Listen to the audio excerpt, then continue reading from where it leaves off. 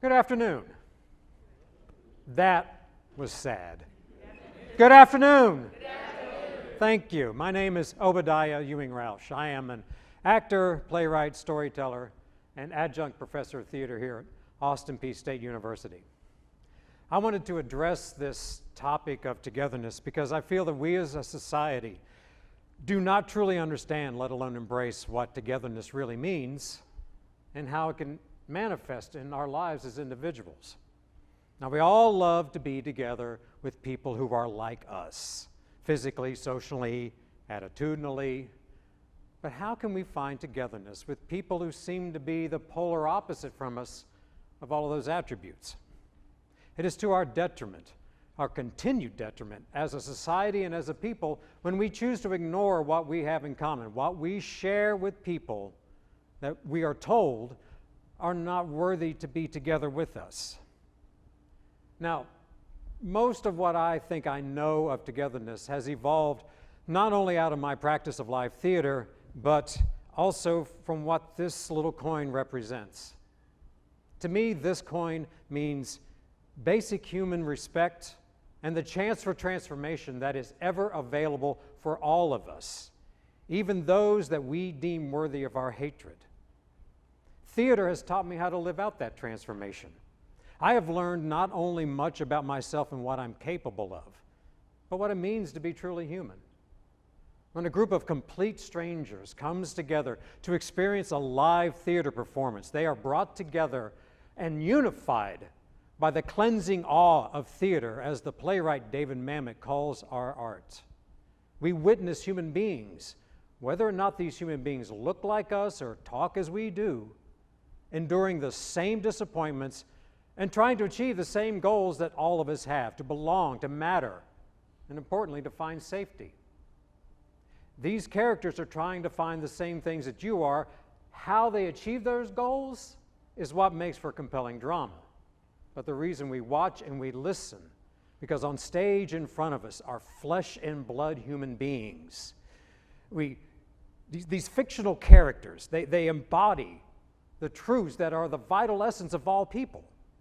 We recognize this, and we can be changed by seeing and hearing live human interaction. In live theater, the light bounces off of what is on stage and into your eyes. It's not beamed from a screen. You share the very air with the same actors on stage. That air is vibrated by the sound and the power of the human voice. And that energy vibrates not only your eardrums, but your very skin, making live theater the very real and visceral phenomena that is true togetherness. All this starts to teach us about togetherness, and that is much of your experience as the audience.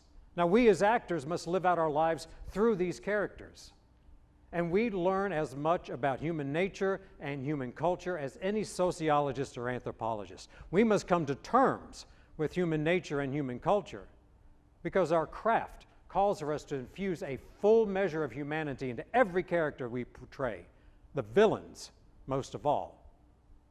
Shakespeare's Richard III, Uncle Peck from How I Learned to Drive, Boy Willie in The Piano Lesson, even Harold Hill in The Music Man. Each one of them is each one of us, and they show us and even warn us what we are capable of or what we could become.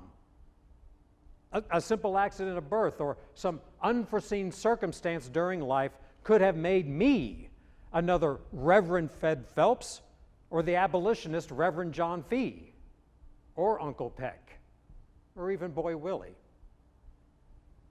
So this is what theater offers to you: a chance to see yourselves on stage, what you're capable of, both the noble and the reprehensible.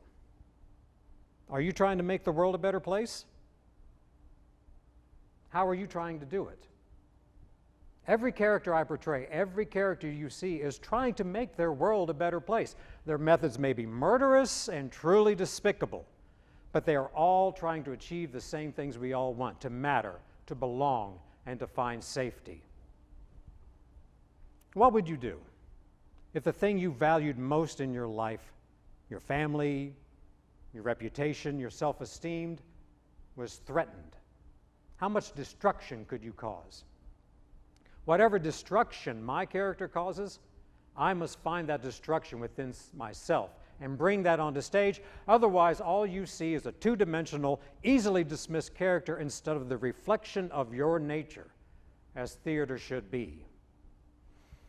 Now, I will admit, this is mostly theoretical. The character I play is a coat I take off once I leave the stage, but who I am is the skin I live in and must carry with me the rest of my life.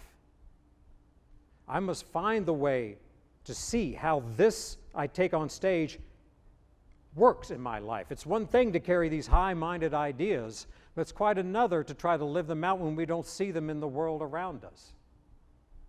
If you look for moments of togetherness and cooperation, you'll find them. But if all you're looking for is moments of contention and animosity, you will find that as well.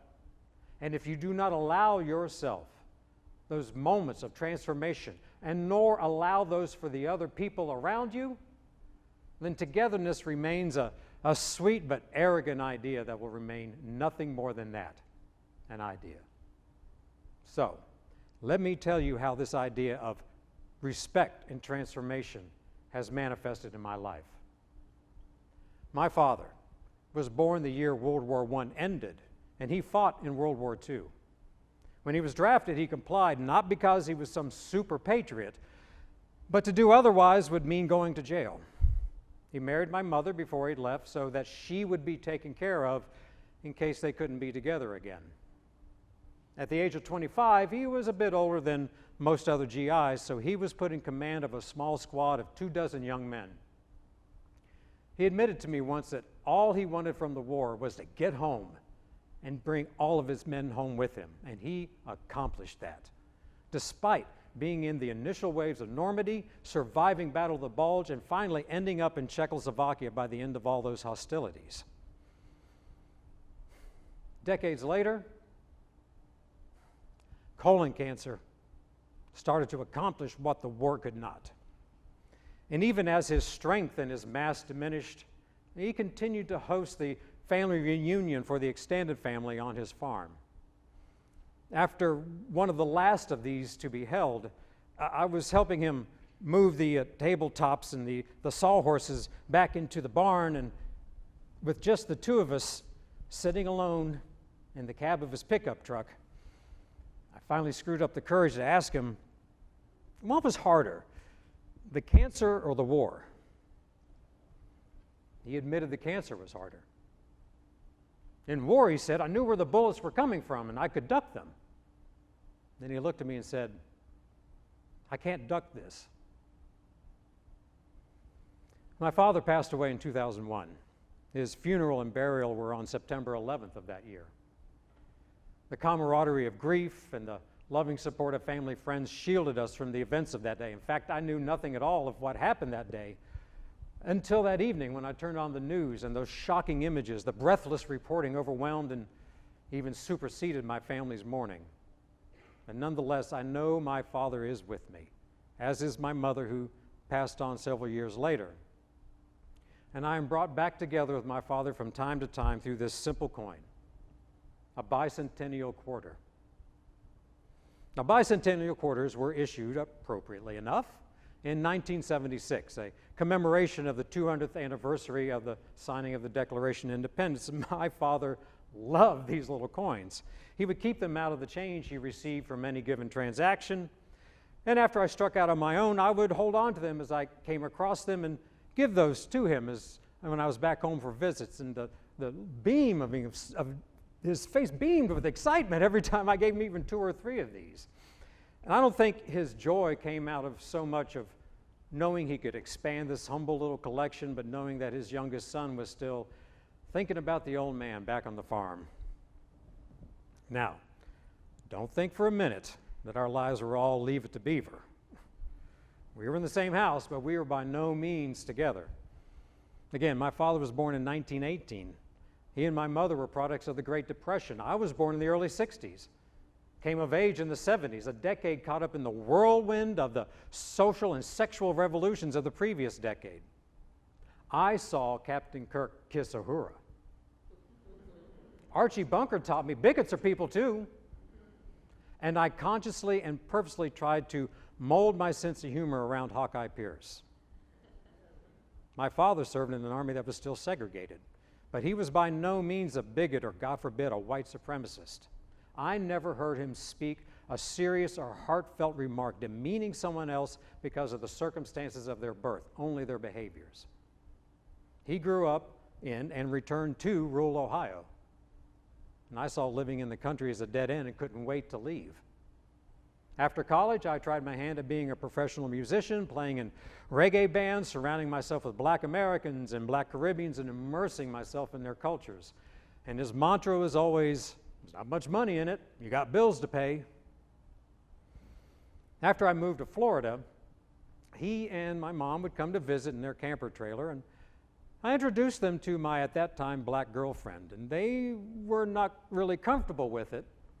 But the only really discouraging thing my father had to say was, "You're living in the South now. I'd hate to see you get in a situation where the only way out is feet first." Well, that relationship did not last, and later I met and eventually married another beautiful, strong, and proud Black woman who grew up in the city but carried no bigotry or supremacy in her heart. Although her apprehensions of traveling to rural Ohio to meet my parents were not reticent. But she showed respect to my parents, to their children and their grandchildren. My parents responded to that. And we all grew closer together and affections took root. I have a photograph from our wedding reception that I just absolutely cherish.